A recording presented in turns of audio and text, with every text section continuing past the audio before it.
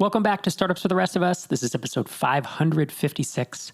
I'm Rob Walling. This week, I talk with Adam McCrea, the founder of Rails Autoscale, about growing from 0 to 300,000 in ARR over the course of 3 years as a Heroku add-on. So for context, Rails Autoscale is an add-on that manages your dynos or your servers for you if you run Rails. It removes the guesswork and the babysitting typically involved in scaling a production web app. And frankly, everyone I know who uses Heroku and has Rails running on it uses Rails Autoscale. So he's built himself a great single founder business, and he applied to Tinyseed for our spring 2021 batch that just started a couple months ago.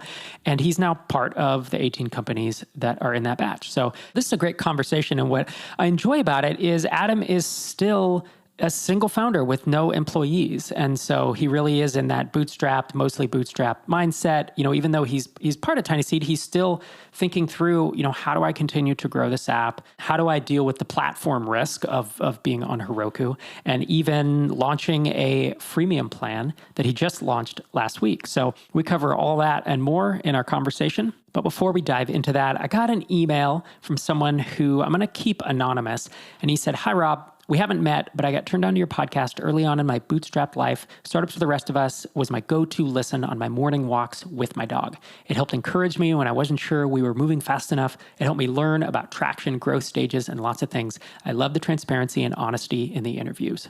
I recently sold my $80K ARR SaaS company. So that's $80,000 in annual recurring revenue for $1.6 million split between me and my co-founder. We're also both making a great salary, and the post-acquisition journey has been a lot of fun, and we still have a lot of autonomy. This journey has been truly life-changing for someone who always wanted to be an entrepreneur, but wasn't sure it would happen." And then he runs through his time frame starting in 2018, and it's only 3 years. "Thanks for doing what you do. This journey was something that changed my life forever and sets me up in a big way for the future." I love hearing stories like this. Thanks so much for writing in. You can tell why I kept him anonymous, but this is why we do what we do. That's the bottom line. Through this podcast and MicroConf and Tinyseed and whatever other efforts that I've been working on for the past 15 or 20 years and whatever I do for the next 10 to 20 years, these are the moments that make this all worth it. So thanks so much for writing in. And thanks so much for being a listener. Let's dive into my conversation with Adam McCrea of Rails Autoscale. Adam, welcome to the show. Hey, Rob. Thanks for having me. Yeah. And from what I understand, you've listened to Startups for the Rest of Us for a few years. Is that right? Yeah, several years. I can't remember if it was before I started building Rails Autoscale or after, but it's been several years. Right. And you came to MicroConf as well. So folks may have run into you in 2019, our last one in Vegas. Yeah, 2019. That's cool. Great. So yeah, thanks for coming on the show today. Folks heard in your intro that you're the founder of Rails Autoscale. And just to give folks an idea, can you give us an idea of your team size and your MRR? Yeah, right now the team size is 1. It's just me. And as of today, I literally hit my 500th customer, and I'm just over 26K MRR. Congratulations, man. Thanks. How does that feel? Because you say that out loud and we take it for what it is. It's a SaaS app. We know a lot of them get to 26K. When you first launched this in 2017, which is about 4 years ago, did you imagine you would build it to, what is that, more than $300,000 a year in revenue as a single founder? Oh, I imagined I would build it to that within a year or two. Nice. I didn't have very realistic vision of the future at that point. Well, and so how was that? I guess let me do a little bit of a timeline. So in 2016, you're a Rails developer, and in 2016, you're working at a small company, and they need to move hosting providers to Heroku, and they needed something to autoscale their servers. And you were looking for a side project. And so how did this happen that you now own this code that you wrote, in essence, to help that small company? Yeah, we were a really tiny team, and I led the effort for us to move to Heroku because I was tired of babysitting servers on our other hosting provider, and we were paying a ton for it as well. And the move to Heroku was great. But yeah, our primary app was mostly just used during business hours, so we were paying a whole lot for, server power that we didn't need on the evenings and weekends. So we tried out some of the autoscalers that were on the market at the time and just couldn't get consistent, reliable behavior. It was kind of frustrating. And they were hard to use. And it felt like something, like most developers often feel like I could build a better version of this, And I had been kind of, I had an itch for a side project. And so, yeah, I asked my team and my manager, like, if I played with building an autoscaler as a side project, would you be cool with us trying it out? And, we were a really small team, really casual, really informal. So everybody was just like, yeah, sure, go for it. That's great. And you were able to, get something in writing that in essence means you own the code? Yeah, honestly, I didn't take the necessary steps at the time. I was pretty naive about the whole thing. It wasn't until a couple years later when that company was acquired by another company that I was able to get all that in writing. So fortunately, there was no issue at that time because luckily for me, the same people were there. They were still friends of mine, and we were able to get it all in writing at that point. If I had it all to do over again, I would have gotten it in writing from the beginning. But yeah, I was a little naive at that time.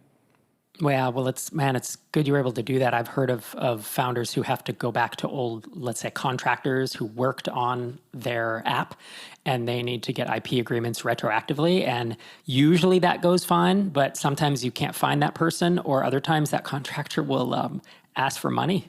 That sounds terrifying. Yeah, I've definitely heard stories of that. So usually this doesn't come up unless you're going to raise some money or you're going to sell your company, right? And that's when somebody does some due diligence. Because if you just run it for 10, 20 years, or you shut it down or whatever, no one really notices. So that's the kind of the danger of not having that IP locked in. So I'm glad that you were able to do that. I know during Tinyseed due diligence that would have come up. Yeah, and definitely during Tinyseed due diligence is when I went and dug out that agreement that was signed a couple of years ago, and I was just I was just holding my breath, making sure that I had all my bases covered, and it was a huge sigh of relief once I realized, okay, it's all there. That's cool. So you start working on this as a side project for the company that you work for at the day job. You launch it into the Heroku App Store in 2017. But for folks who don't know, on Heroku, they require you to have 100 beta customers before you can charge. And so this wound up taking you almost a year, and it wasn't until December 2017 when you were able to charge. Back to your prior comment of, when I asked you, did you ever think you'd get to $300,000 ARR? And you said, I thought I would get there in a year or two. Was that year of 2017 just agonizing and taking way longer than you thought it would? Oh, absolutely. Yeah, so on Heroku, there's basically 3 phases of being in their marketplace. There's the alpha phase where you're not even listed at all, but you can invite people individually. You have to get 10 customers there before you go to beta, which is when you're in the marketplace, but you still can't charge, and you got a beta badge on your thing, and that's when you have to get 100 customers before you go to general availability and can actually charge customers. And yeah, so I went into alpha in January of 2017, and I didn't get to general availability till December of 2017. And it was a painful year. I did not think that it would take that long. I had this vision of it just kind of, the product was so good in my eyes. People were just going to flock to it, and it was going to be amazing. But yeah, the truth is I didn't do much to accelerate that. I didn't do much at all. I don't think I did anything to market it. I just sort of waited for customers to come. And fortunately, eventually they did. Eventually, it got to general availability. I know some folks who have launched Heroku add-ons since then, and they've put a little more effort behind it and gotten to that point within a couple months. So I know that can be done. And if I had it to do over again, yeah, I would have reached out a little bit more to try to promote the thing. Right. Done some marketing, gone on podcasts, been on Twitter. Done whatever, right? Even taken out some ads. You could have gone crazy with this thing. Yeah. This is still the area of the business that I struggle with the most. I am a developer by trade. I'm not a marketer. So this is, even though I've been running this business for over 4 years now, the marketing side of it still feels brand new to me. And I'm still figuring that out. That's one of the reasons I really wanted to join Tinyseed, is to have some community and mentorship specifically around that weakness of mine. Yeah. Rails Autoscale is an amazing step one business. Like when I think of the stair-step approach, step one is a single marketing channel. Step two is you have one or more products that you can buy out your time. And then step three usually is that recurring SaaS app that is just in the open market. I used to say that step one was single marketing channel, one-time sale. But that's no longer the case with Shopify add-ons and Heroku add-ons, and there's several other, I think Salesforce. Like there's a lot of app stores now that have recurring revenue. That's where I think of Rails Autoscale as this amazing. Again, you're one person, you're running a business doing 300K ARR, your expenses are very low. This is like just a bootstrapper's dream, in my opinion. But as you and I have talked about, there's some risk, right? There is platform risk because you're all on Heroku. Like theoretically, Heroku could just disable your app. You violated our terms of service, for whatever reason. Or they have their own free auto scaling that we'll talk about in a bit, and they could, try to beef that up to compete with you, or someone else could. I mean, there's all these, these risks with the step one business, and I think that's something we've chatted quite a bit about. Is how do you get this to be a step three business, which is a business that has more options and is more marketable and potentially reduces or eliminates a lot of that platform risk. What's your thinking on that these days? Yeah, I mean, obviously, right now I'm targeted to a very specific and narrow niche of Rails applications on Heroku, and so there's a couple different ways. If I wanted to continue with the same type of product, I could stay on Heroku but expand beyond Rails. I could stay focused on Rails and expand beyond Heroku. And those are definitely both things that I'm looking into right now. I've been having a lot of calls with customers who have actually left Rails Autoscale because they left Heroku, and most of them went to AWS. So I've been having some conversations with them to see, what they're using now and if there's a possibility down that road. And I'm simultaneously exploring, folks who have asked me, can I use this with Node? Can I use this with Python? And, right up till now, my answer's been no. So those are definitely things that I'm exploring. And yeah, we'll see where that goes. I'm not quite sure yet. Yeah, this has to be you have a hypothesis and then you try to prove or disprove that, right, before you write a bunch of code. And there's not an obvious answer. There are multiple paths, and I think each of them can get you away from that risk. It's not just platform risk. It is even, you're very concentrated. Like what if over the next 5 years, Ruby or Rails like itself becomes just less popular? It's possible. I mean, every language and every platform has like an adoption curve, and we see all these languages that come and they have their heyday, and then eventually they don't last. Computer languages don't last 50 years, right? They last, I don't know, 10, 15 years, especially in the web. And so that's the thing. I think for folks who are listening to this, if you've built a great business like Rails Autoscale, if you're thinking long-term, you should be thinking about these kinds of things. And it's not to say, oh my gosh, this is a terrible business, I never should have built this, because that's not true either. But it's that none of these businesses that we build can just go on autopilot for 5, 10, 15 years and be fine. They all have some type of, whether it's marketing risk, competitor risk, platform risk, obsolescence risk, adoption curve risk.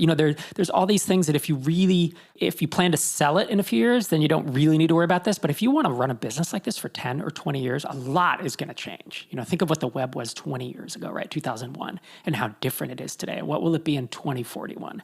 And, will that mean that your app, and I'm not just talking about Rails Autoscale, I'm talking to any listener out there, will your app benefit from that? How will it need to change in the meantime to be viable? Because if it's your full-time, you're bootstrapper, mostly bootstrap, you've been making a full-time living for years off a business, and suddenly it gets cut out from under you. What do you do? Do you want to go get a job? Because that doesn't sound like fun. Yeah, I mean, joining Tinyseed caused a lot of introspection and a lot of thinking about what I want out of this business long term, because it was already making good money. It had hit the point of, I hadn't yet switched to doing it full time, but I hit the point where I probably could. And you could call it a lifestyle business at that point. It was making enough money to provide a decent lifestyle. And I was thinking, I don't have aspirations to be a billionaire or anything like that. I just want to live a good life and do work that I care about. But I also don't want to live every day with the anxiety that this thing's going to be yanked out from under me and I'm going to have to go get a job, especially after being out of the job market for so many years. So yeah, I mean, I think I'm at the point where I want to build a larger business, not because I want to build a large business, just larger than it is currently, just to have, some confidence that a slight downturn is going to make me go looking for a job or anything like that.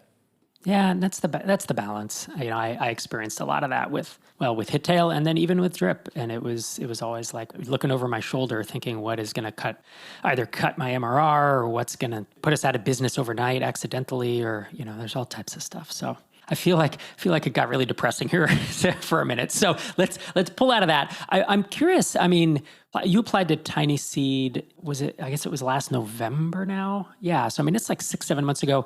You were already making plenty of MRR to quit your job. That pretty much anyone anywhere in the world could live out. I forget what it was. It was maybe $16K or something. It was a healthy dose, single founder, almost no expenses.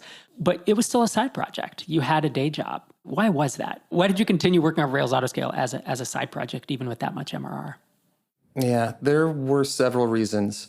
One is that the growth kind of took me by surprise. The growth of the business was slow and steady until 2020. And then in 2020, started the year 2020 at less than 5K MRR, ended at over 15K MRR. So the business more than tripled just in 2020. And I don't know why. I don't know if that's COVID related in any way with more, things going online and that kind of thing. But yeah, 2020 took me by surprise in terms of the business growth. And we're a risk averse family. So honestly, I'm the only income. My wife is back in school, and we weren't prepared for the idea of completely relying on this business as our sole income. Now, at the end of 2020, we had kind of realized, this is going to happen. It's just a matter of when do I make this leap? So that's the point where I decided, well, I could wait until a little later in 2021, or I could apply to Tinyseed and see what happens there, because that would definitely be sufficient cushion to make that leap with confidence, even being pretty risk averse. Right. And was it challenging for you to work the day job and have the nights and weekends side project? Because I know for some people that's really hard. It was like, for me, it was very hard all those years I did it. And for other people, it's just not that big of a deal. How was it for you? Oh, it was hard. Honestly, I think back to when I first built Rails Autoscale in 2016 and 2017, and I'm not quite sure how I did it. If I think about 2018, 19, and 20, I don't feel like I was putting much into Rails Autoscale by that point. It was a product that was working. It was growing slowly just through people finding it in the Heroku marketplace. And while I had time, I tended not to have a whole lot of mental energy or creative energy after the day job. So yeah, I found myself just not putting as much into Rails Autoscale, and that made me want to go full time on it even more, because I just felt like if I want to accelerate this business at all, I can't have a day job and do it at the same time. Yeah, it's a tough place to be. I've heard folks say, some developers say, like, I just can't do stuff on the side. If I'm going to do it, I need to be all in and I need to quit my day job. And I would have loved to have that luxury, because by the time I was really getting stuff off the ground, like I was married, had a mortgage. I guess I was doing it before we had our first kid, but frankly, it was just a couple years. And by that point, it was like, I can't go live in a bedroom of an apartment with roommates instead. Like, I didn't have that option. I didn't have any money in the bank. I didn't have rich parents. I didn't have rich relatives to do any type of friends and family. So I needed enough income and we didn't live lavishly by any stretch, but even just to maintain my job at the time, maybe was $60K a year or something, right? This is my job. Graduated from college, did construction, and then my first programming job was $60K, and it's like I couldn't make much less than that and live and own a home in California with a family and such. And I really wish that I didn't have to do those nights. I mean, that I would stay up till 1 a.m, and then I'd go to sleep, and then I'd wake up and do the day job, and it sucked. But to me, it's just what you had to do. If I wanted to one day have freedom, that's what I figured that was the price that I had to pay. And other people have to pay different prices. I'm not saying because someone else didn't that they had it easier or that they're not as worthy of it. It's nothing like that. It's like each of us has, our own starting point. Did you have nights and weekends where you were grinding it out like that until midnight or 1 and kind of, waking up tired and doing the day job? Or did you have better balance around that? I think I had better balance around that. I feel like one of the keys that has helped me get Rails Autoscale to where it is patience. I mean, I'm really happy with where Rails Autoscale is today, but the reality is, I started building it. The first commit was in July of 2016. It's almost 5 years old. And yeah, when I initially built it, I had aspirations of it becoming my full-time thing within a year or two. But reality pretty quickly smacked me in the face there. And and at that point, I realized that, it's okay to take it slow. I was pretty happy building something that was growing slowly, more or less on its own.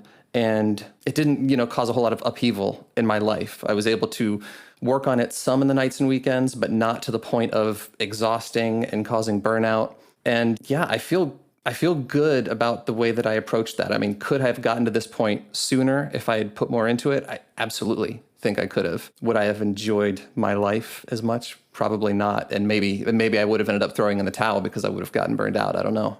Yeah, and that's the beauty of being an indie founder, right? Is that we're independent, and you were able to make that decision. You didn't have any type of timeline other than your own.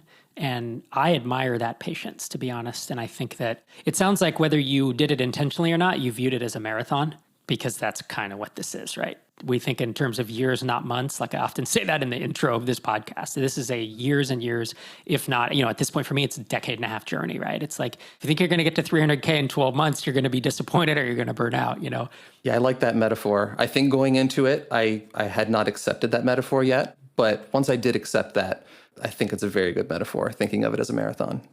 So I hinted at this earlier, but Heroku has a free autoscaler. And yet you went and built Rails Autoscale. What was your thinking around that?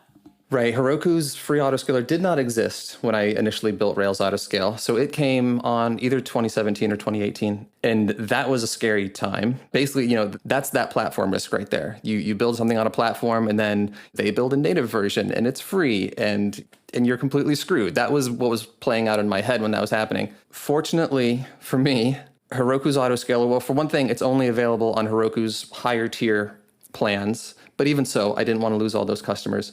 But the reality is it did not impact my business in a noticeable way. And I still get about a third of my customers are using those higher tier Heroku dynos. So about a third of my customers could be using Heroku's free autoscaler, but they choose Rails Autoscale instead. And what they tell me is that it just works better. They've all tried Heroku's autoscaler and it didn't work reliably for them. Basically, they went through the same thing that we went through back in 2016, trying to autoscale. It was clunky. It was difficult. Yeah. So then they come to Rails Autoscale and they're happy paying for it.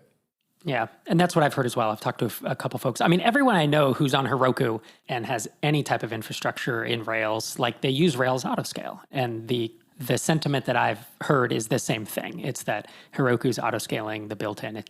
They did it as a checkbox feature, basically, and it isn't actually that good. I can imagine that moment, though, when you heard that they were going to build it, because this was when MailChimp added automations for Drip, right? Because that was our big thing is like, hey, we're like MailChimp. We have all these automations. And then they announced they're adding automations. And I was like, oh, this is going to get ugly, And as it turns out, their automations weren't that good and they're pretty clunky and they're hard to use. It did muddy the water for us for a while, though. But when you heard their build, did they just launch it or did they pre-announce it? And were you thinking, oh, I guess I had a good run. Here we go. I guess we'll be shutting this down. Yeah, I don't think there was a pre-announcement. I think they just launched it. Yeah, I thought I was pretty much done. I mean, I did know, I guess not done, because I knew that only a subset of Heroku customers could use that Heroku autoscaling. But I definitely thought my business was at least cut in half by that point. So yeah, it was scary. And if it had existed in 2016, would I have built Rails Autoscale? Would I have had the confidence that people are going to choose a paid solution over something that is free and integrated and native into Heroku? I don't know if I would have had that confidence. Yeah, timing, such an element of timing that you just wouldn't think about. Because I'd be the same way. If there is a free built-in version built by the platform, why would I think that anyone would pay for a paid version? So something about if you had started it a year and a half later, it may have never happened. Such a trip to think about. So since then, I mean, even in the past couple weeks, you launched a freemium version. Because before now you had a free trial of Rails Autoscale, and now there's a freemium version where people get a certain amount. They can hook it up and it tells them when they would autoscale up and down, and it gives them 20 a month or a certain amount of autoscale events. Exactly, yeah. 20 autoscales per month. That's cool. And so what was your thinking there of, I want to move from a free trial to freemium, which for those who aren't super familiar, freemium is usually it's a perpetual plan, right? It works every month. It doesn't expire after 7 days. But it's limited so that when people want to get the full feature set, they're able to, upgrade and start paying you. So yeah, what was your thought process with this experiment? Because I view it as an experiment, right? Is it something that you may undo if it doesn't turn out well? I call it an experiment, but it would have to blow up in my face pretty hard for me to undo it. That's the reality. But so far, it's going great. Yeah, when I initially built Rails Autoscale, it was, for me, a cost savings thing. I wanted to save our company resources by autoscaling down when we didn't need it. And I sort of made the assumption that that's what everybody was going to use Rails Autoscale for. Since then, I'm finding through talking to my customers that for most of them, it's not about cost savings. It's about peace of mind. It's about having a safety net in place, knowing that their app's not going to fall down. It's not going to slow to a crawl, that they can handle any sort of traffic spike or anything that comes their way. And I launched the free version because I want every Rails app on Heroku to be able to have that by default. So I really keep pushing this idea of safety net. Like, that's how I see Rails Autoscale now. It's the safety net for your Rails app, and every Rails app can have it. I didn't want to limit that to just a 7-day trial anymore, because then, Rails developers aren't going to think about it until their app starts scaling or they start having trouble. I want it to be more of, something just have there by default, and then it's there when you need it. On the marketing side, that's called owning the lead. If you have freemium, that if someone's already using, I think of Profitwell with I think actually Patrick Campbell from Profitwell may have coined that phrase, owning the lead, but I heard it as freemium, obviously not a pricing approach, it's a marketing approach. And when you have freemium and someone signs up for your account, even if they're backgrounding it, because I'm not paying for it, but then they remember in 6 months, oh yeah, I do need that, or I do want that, or I've noticed this, then they already have a login. And it's just a little bit more comfort and a little bit less friction. Yeah, I hadn't heard the term, but that's exactly the idea. And I mean, you're only a week into it. Are there any indications? Like, do you feel good about it so far? Is it completely unknown still as to whether it's going to work? How are you feeling about it? Well, my fear going into it is that I had a subset of paying customers who, maybe could potentially have downgraded to free. So I was worried about, losing revenue there potentially. That hasn't happened. Basically, what has happened is I've had a lot more free installations, and the number of paid subscriptions, the trajectory of that hasn't changed at all. So it's just been the same sort of slow and steady growth. So too early to tell if there's much impact. But so far, I'm at least happy that there's no negative impact and that I am getting a lot more free signups. That's always the fear with pricing changes, with moving from credit card to no credit card or vice versa, moving to free, any of these things. It's like white knuckle for weeks while you look at the numbers. Because, the worst case is not that it doesn't accelerate your growth. It's that it dramatically decelerates it or cannibalizes existing MRR. Cool. Well, I'm glad to hear that. Sir, thank you so much for joining me on Startups for the Rest of Us today. It's been great having you. Yeah, this is fun. Thanks for having me. Absolutely, yeah. So folks want to keep up with you. You are at AdamLogic on Twitter.